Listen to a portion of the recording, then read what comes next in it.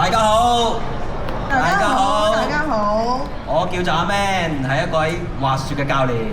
阿 Man 咧，其實係一個本身就係一個非常喜愛滑雪嘅愛好者啦。咁後來就成為一個資深嘅滑雪人，之後咧就成為一個滑雪教練。咁今日咧好開心可以請到阿 Man Sir 上嚟同我哋做啲分享啦，佢會講關於新手滑雪要注意同埋嘅小 tips 咁樣嘅。咁我俾少預告大家嚇，咁我哋希望大家都可以好留心咁聽我哋講嘅，因為中段咧阿 Man Sir 可能會有少少問題問大家，考下大家有少少禮物咧同大家分享嘅。咁我哋又可以開始啦。嗱，咁咧，我咧其實咧滑雪咧就超過20年㗎啦。咁咧我咧自己咧有一個咧叫做日本滑雪好有型嘅 channel 啦。咁咧就有 Facebook 啦，有 IG 啦，有 YouTube 啦咁樣樣嘅。咁而我呢個咧 YouTube channel 咧嘅收益咧，我就全部咧就捐晒去慈善機構嘅。咁如果大家都想做下慈善嘅，可以睇下我 YouTube channel 之後咧，我有收益嘅就全部捐晒出去㗎。係啦，咁阿 Man 平時咧都會喺呢啲 channel 嗰度分享下自己滑雪嘅經驗啦，俾大家 tips 啦。咁同埋久唔久都開 live 嘅，咁大家可以 follow 下，跟住睇下有咩定期有啲咩有趣嘅資訊可以俾大家啦。係啦，咁咧其實咧冬季咧就基本上咧就嚟㗎啦。咁同埋日本咧有啲滑雪場咧就已經開咗㗎啦，呢幾日已經開咗，因為好雪況，所以已經開咗。咁咧其實咧即係我喺網上面咧介紹滑雪咧就已經超過10年。咁好多朋友咧都問我啦，喂，究竟咧即係我去滑雪有啲乜嘢要留意咧？其實佢哋好多問題想問我嘅。咁包括我身邊呢位咧嘅朋友咧，佢咧初去滑雪都問我好多問題嘅咁樣樣。新手咧其實真係好多擔心嘅，究竟我要注意啲乜嘢啦？有啲咩係可以即係我開始啦，我有啲乜嘢係有啲 tips 啊問佢，我問咗好多嘢，我有我嘅擔心啦，係嘛？咁當年咧問咗好多嘢嘅，好多疑惑嘅。係啊，咁你最中意第一個問題咧，啲人通常問我係乜嘢咧？你大家估下。我當時咧就最關注嘅就係我見啲人滑雪咧，有陣時玩雙板啦，即係 ski 啦，有陣時玩單板 snowboarding 啦。咁我就問阿 Man 啦，如果我開始新手開始嘅時候玩咩開始咧會好啲啱我，或者易入手啲咧咁樣？呢個就係我第一個問題問佢嘅。係啦，咁其實我以前咧第一次滑雪咧，我都唔知乜嘢叫單板，咩叫雙板，我就知咧玩 ski 就係滑雪啦。咁咧即係兩隻屐咧係向前滑嘅。咁後尾咧，我就先至發覺咧，原來咧有一樣活動咧叫 snowboard 嘅，咁我就愛上咗就玩 snowboard 啦。咁其實咧呢兩樣嘢係一個好大嘅分別嘅喎。咁點解咁講咧？因為玩 ski 咧就兩隻屐咧向面前咧直線咁樣去滑行，而玩 snowboard 咧你係側身咧咁樣滑行。咁你所以個動作上面咧好大分別。咁如果你係想玩 ski 嘅咁樣我咧。我玩開呢個滾軸溜冰啊，或者玩溜冰嘅話咧，咁呢個活動咧，咁就會相對嚟講對 ski 就會好啲。咁唔係喎，如果我玩開 wake surf 或者 wakeboard 嘅話咧，咁我玩呢個 snowboard 咧就會易啲會掌握嘅喎，咁樣樣嘅。咁另外仲有一樣嘢啦，就係話其實我哋滑雪咧都有個危險性嘅，有個危險性。咁咧大家要注意一樣嘢。咁點解咁講咧？因為如果我玩 ski 嘅話咧，我基本上我向前滑行，咁變咗如果我跌親嘅話咧，我就會向兩邊咁樣跌嘅。咁如果我跌親嘅話，我通常咧就喺側邊或者我膊頭會落地，或者手撐我就會側身嘅地方就會受傷。但係咧我哋 snowboard 咧就唔同嘅，因為我哋 snowboard 咧有陣時咧就會棘到啲雪嘅話咧，因為我兩隻腳都會 hold 住晒成塊 snowboard 咧。我一棘到啲雪咧，我會點樣咧？第一，我可能會坐低咗之後咧，我就會 pat 就會落地，我尾龍骨啦，或者咧我嗰個盤骨咧就會受傷。咁甚至乎咧，如果我向前趴嘅話咧，我就可能心口咧呢啲肋骨咧就會受傷。咁所以其實咧，如果你想玩 ski 定玩 snowboard 之前咧，就要諗一樣嘢，你自己本身你自己係做開啲乜嘢運動啦，同埋咧一個安全係最緊要。因為我身為一個滑雪教練咧，我一定話俾你知點樣安全去玩係一個最緊要嘅。咁大家就要留意呢一樣嘢啦，咁樣樣。咁同埋咧體力上邊咧，基本上因為 ski 咧你係向前滑行，着住兩隻屐咧會比較容易咧就簡單一啲。但你 snowboard 嘅話咧，因為你坐低又要成日起身，坐低起身咧，你成日揾手撐佢，咁變咗相對嚟講體力咧就會難啲。同埋咧你初學嗰陣時咧唔係直板咁滑落去嘅。初滑嗰陣時咧係橫板咁滑落去嘅，咁所以變咗咧你咧好似成日紮住個馬咁樣咧，你就會好攰啊！所以咧係啊，你都試過啦，係咪先啊？就係咁樣樣啦。呢個咧就大家咧就要知道咧 ski 同埋 snowboard 嘅分別，咁咧大家就知道咧就應該就玩啲乜嘢嘅。好啦，咁啊揀好咗啱自己嘅玩嘅方式之後，仲要諗咩？去邊度滑嘅？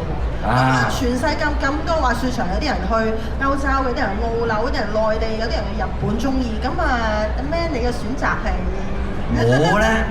我咧就去日本滑雪咧，就真係超過20年。點我咁中意日本滑雪咧？即係其實咧有幾樣嘅原因嘅。咁第一樣嘢，日本嘅降雪量同埋佢嘅雪質。真係咧，全世界咧真係首屈一指嘅。咁點解你睇一睇呢張圖？左下角呢個咧，其實咧係一個路牌嚟㗎嘛。其實佢真係一條路嚟嘅。你可以睇，可想而知咧。你睇啲人咧喺個雪地嗰度可以掂到嗰個路牌嘅。咁可想而知，你知道佢落雪嗰陣時，嗰個雪量有幾高啊？呢度咧起碼咧有成3米嘅雪嘅。咁你就知道咧佢有幾大雪。咁另外一樣嘢就係個雪質啊。個雪質我哋滑雪咧，點解要滑雪啊？你諗下，你滑雪嗰陣時，好似喺嚿雲嗰度飄下咁樣，你幾開心咧！好似咧右上角呢個咧呢張相咁樣啦，哇！係啊，呢啲人滑雪都好似喺嚿雲嗰度飄下咁啊！我哋玩呢啲咧叫做乜嘢咧？叫 powder snow 粉雪，好綿好滑嘅。咁咧日本咧就有最靚嘅雪況，咁所以咧點解我會選擇日本滑雪就咁解？咁另外仲有啲乜嘢咧？就係佢個風景啊！呢個風景係靚唔靚啊？呢個風景，我覺得咧全日本最靚嘅滑雪場就係呢個地方。呢個地方喺邊一度咧？就喺東北山形縣裏邊咧一個藏王溫泉。好多人咧唔去滑雪咧，都去睇呢個咧係啦，打卡去睇樹冰嘅。去睇樹冰就係呢一度啦，山形藏王。好多人咧都去呢度咧就去就算唔滑雪都去睇呢個樹冰嘅。咁咧你話即係你風景咧，其實真係好靚。日本啲風景好靚。咁啊，另外一樣嘢你估係乜嘢咧？你問我啊，梗係浸溫泉啦。梗係浸溫泉啦。即係點解咧？嗱，我問下你啦，你第一次滑完雪之後，你覺得有咩感覺啊？攰到不得了。係咪好似俾人打咗一身咁樣？係打咗一身，好攰，好想休息。跟住好想瞓覺，又好肚餓。係啦，咁所以就點樣咧？如果你想舒緩咧，即係改嘅勞累咧，就最好做咩咧？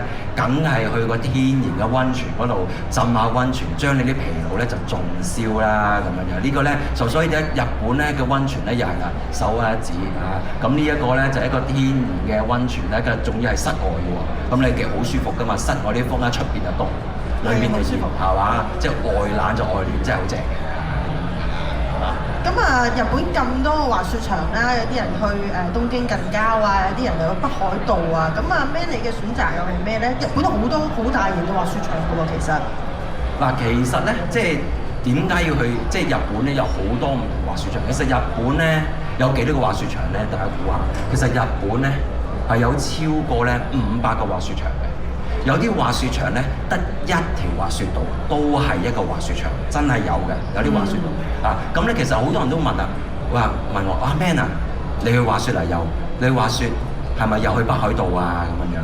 其實咧，日本滑雪唔一定去北海道嘅，即係只不過北海道咧就好出名，同埋早啲有雪嘅啫。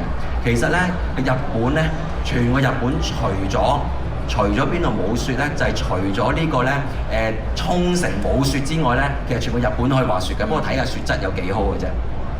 咁咧就東北又有啦。咁你喺即係中部嘅中部嘅新潟啊、長野縣都好多滑雪場嘅。咁啊，新潟同埋長野縣嗰啲滑雪場咧就比較大型。咁另外東北嘅咁啊，多數有個比較大型啲嘅叫Abbey咧，個安比嘅滑雪場咧比較大型啲嘅。好啊，咁啊去到滑雪場啦，咁啊我哋點樣研究邊啲係適合新手去玩啊？邊啲係我中意挑戰自己中級、高級啊咁樣？阿 Man 講講啦，呢個圖係想點樣睇㗎？嗱，其實咧呢個圖咧就係佢其中頭先我所講嘅安比高原 Abbey 咧嗰個滑雪場個地圖嘅。其實大家咧好多時咧一睇個地圖，你要睇啲乜嘢咧？咁我教一教大家睇。其實咧佢啲滑雪道咧分好多唔同等級㗎嘛，有初級。有中級同埋咧有高級，即係話佢寫嘅日文寫上級啦。通常咧初級咧就用綠色，中級咧就用紅色，難啲嘅最高級咧就用黑色嘅。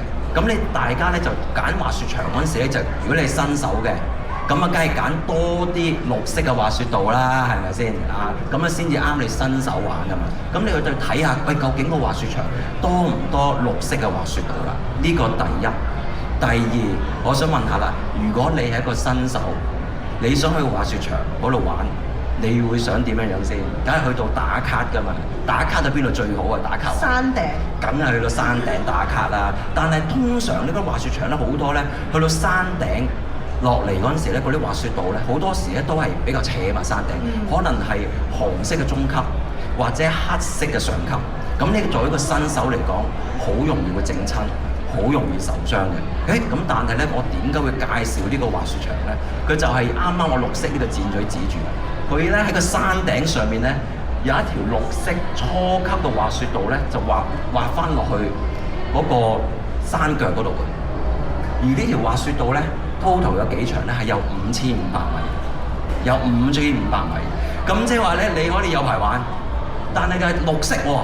咁你可能咧，你玩一招會點樣咧？玩完一次之後，咁啊已經攰啦，就已經攰啦。坐喺度啦。係啦，已經坐喺度啦。咁所以咧，其實你揀個滑雪場，有好多人問我，究竟阿 Man 啊，喂，邊個滑雪場啱我啊？咁我會第一樣嘢問你，你滑過未？第二，究竟咧你想玩啲乜嘢？因為每個滑雪場個 style 都唔同，所以其實第一樣嘢，如果你真未去滑雪咧，第一樣嘢揀多啲綠色嘅滑雪道，即係多啲 beginner 道。另外一樣嘢，睇下有冇啲滑雪道咧，可以個山頂滑到落山腳嗰度，咁你變咗可以就玩得耐啲。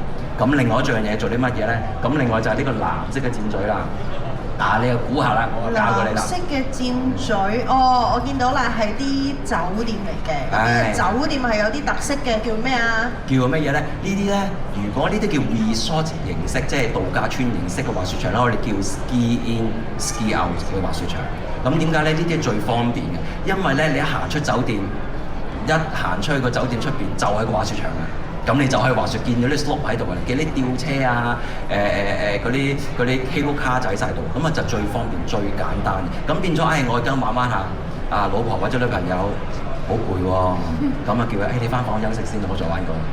咁啊最簡單，或者啲小朋友，你帶啲小朋友去嘅，咁呢啲亦都一個好嘅，因為點解咧？帶小朋友去，如果小朋友玩到攰攰地，咁啊想翻房去到休息嘅，咁啊最簡單、最方便呢個，咁咧即係。記住，如果即係大家係初級嘅，即係新手滑雪咧，點樣揀個滑雪場咧？其中一樣嘢係乜嘢？我問個問題先。好，新手要我有禮物送嘅。滑雪場，有禮物送嘅。其中一樣最緊要嘅係我有禮物送嘅。嘢？答啱。其實你講一個，你覺得你揀滑雪場你中意係乜嘢？你有禮物送俾你。舉手先。你知唔知？你講下先。有禮物送俾你嘅。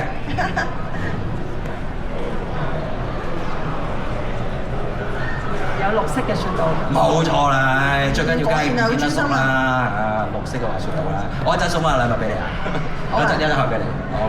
咁揀啱滑雪場啦，我又好關注一樣嘢啦。滑雪會唔會好貴㗎？大概預幾多錢到㗎？我新手嚟㗎喎。咁呢個咧真係好重要嘅問題啦。咁其實咧，你最緊要你去到外國滑雪，唔係一定日本啦。你想要做啲咩咧？我梗係要飛去㗎嘛，係咪先？我要飛出去係嘛？咁你可以我大把嘅。我梗係坐 B 仔啦，我坐 business 啦。如果唔係嘅，我想留翻啲 budget 嘅，我梗係坐 econ 嘅啦，或者我坐 budget airline 都得嘅咁樣。其實都豐儉由人啦，機票就啦咁樣。咁另外一樣嘢啦，譬如另外一樣就係我要交通啦。個交通費亦都要考慮嘅，因為咧我落咗去嗰個機場之後，我點樣去到個滑雪場？咁有幾樣嘢嘅選擇嘅。我方便啲，如果北海道嘅，咁我可以坐巴士直接入到去啦，或者甚至乎我自駕亦都可以去到。如果唔係嘅，我去到東京，我想去長野縣，我想去新潟縣嘅，我就首先咧除咗自駕之外，我就要坐去到東京之後，我就要坐子彈火車啦，去到某一個站之後咧，我就要再轉巴士。咁所以呢啲交通費咧，亦都你要去考慮嘅。咁第三樣嘢係乜嘢咧？其實滑雪場個門票啦，個滑雪場個門票，其實滑雪場個門票係乜嘢咧？其實即係等同於你坐個 cable car 上去山頂，咁咧要俾錢先上到去嘅。咁呢一個咧就大約幾錢到咧？咁而家就係7000 yen 至到1萬 yen 咁上下啦。咁呢個就係個使費咯。咁啊，大家就要留意啦。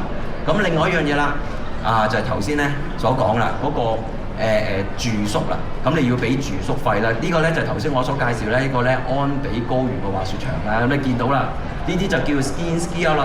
呢個就係個酒店啦，黃色嗰個，一行出去咧就係嗰條宿嚟㗎，好方便嘅。咁呢啲咧叫做度假村嘅，咁啊梗係要多少少 budget 啦，係嘛？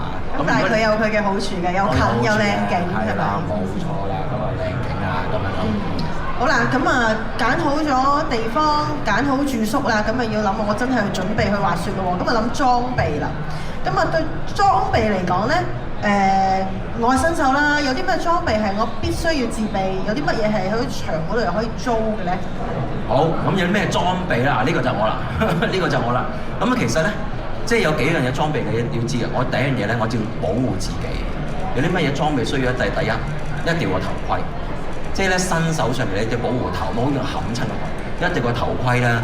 咁同埋呢個雪地啊，個雪地咧其實如果你好猛太陽嗰陣時咧，除咗你喺個頭頂個太陽之外咧，其實個雪地嗰啲雪啊會反射翻啲紫外光去你隻眼上面。所以咧你一定要有個雪鏡。咁好多人問我啦，其實我戴個太陽眼鏡得唔得㗎？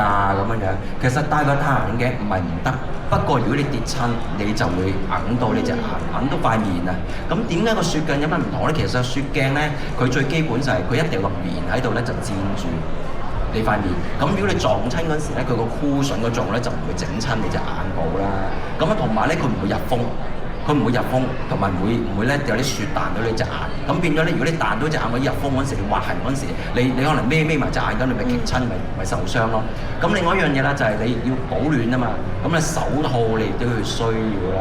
咁啊，同埋最基本嘅就係你有啲咧，即係雪褸同埋雪褲咧，因為我哋基本上咧就凍啊嘛，咁我就要防風防水咁樣，咁令到自己唔濕身咧，咁啊基本上咧就咧你就會暖啲嘅。咁另外咧就一樣嘢啦。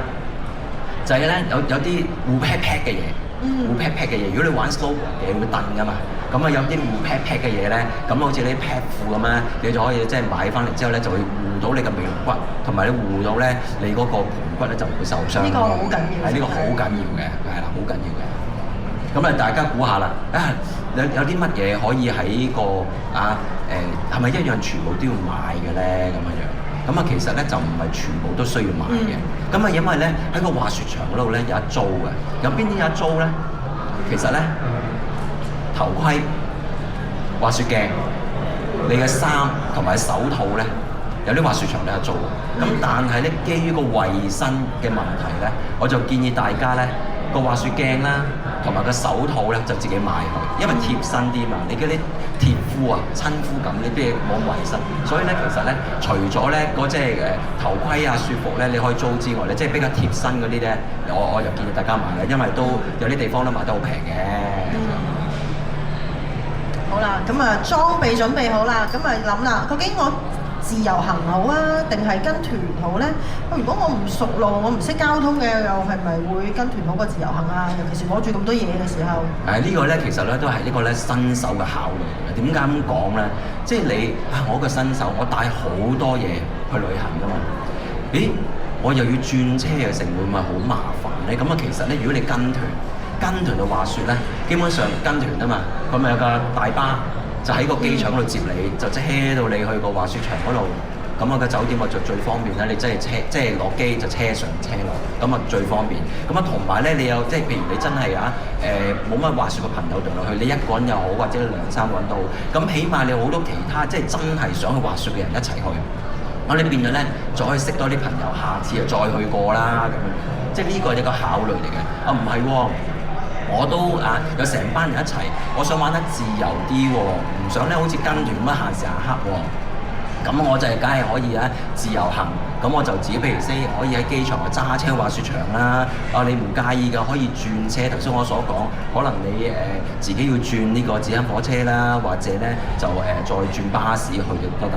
不過咧有樣嘢係好緊要嘅，點解咁講咧？如果甚至乎你一個人去滑雪，你就一個人去滑雪啫。咁你就要記住一樣嘢，就係個人安全，因為始終咧滑雪咧係一個極限運動，我哋所講 X game 一個極限運動，好容易咧就會受傷。咁如果你即係大家利是受傷，你一講到滑雪受傷嘅話，咁變咗你邊個去照顧你咧？就真係要照顧一個個人個安全嚟睇啦。即係譬如如果我有陣時一個人去滑雪嘅話咧，我都會話俾我屋企人知，或者我話俾朋友知，我嗰日去咗邊度滑雪，我而家滑緊。咁我就會話俾我滑完啦，咁啊，即係呢個安全係緊要啦。如果唔係喎，我跟團去滑雪嘅，如果即係大家利是整親，咁我起碼有領隊有團友會幫到你。即係呢樣嘢大家要話衡量要考慮咯。咁啊，對新手嚟講咧，我係完全唔識滑嘅。假設咁我又去到，我又想盡情咁樣享受呢個滑雪喎。咁我係咪應該要揾一個教練咧？咁揾教練係咪喺當地嘅駐場嘅教練咧？其實咧，揾教練咧，基本上咧每個滑雪場咧，其實都有佢嘅滑雪學校嘅，甚至乎香港人咧都已經係滑雪嘅教練，喺日本咧都開咗滑雪學校嘅。咁你變咗咧，其實都好容易揾到一啲教練嘅。咁但係點解要揾教練啊？即係點解我去到自己摸下摸下得唔得啊？咁樣我又問下你意見啊，得唔得咧？咁樣我初咧都真係諗住自己摸下嘅，咁但係之後就發覺摸下，一來搞到自己好攰啦，二來好似嘥咗啲時間咁樣啦。咁我之後都係決定會試過啦，就揾翻當地嘅教練教翻啲基本功先，同埋安全嘅事項先嘅。係啊，因為其實點解要揾教練啊？教練最緊要一個即係最緊要嘅嘢，除咗話教識你去玩之外咧，另外一樣嘢就係點樣顧及你嘅安全。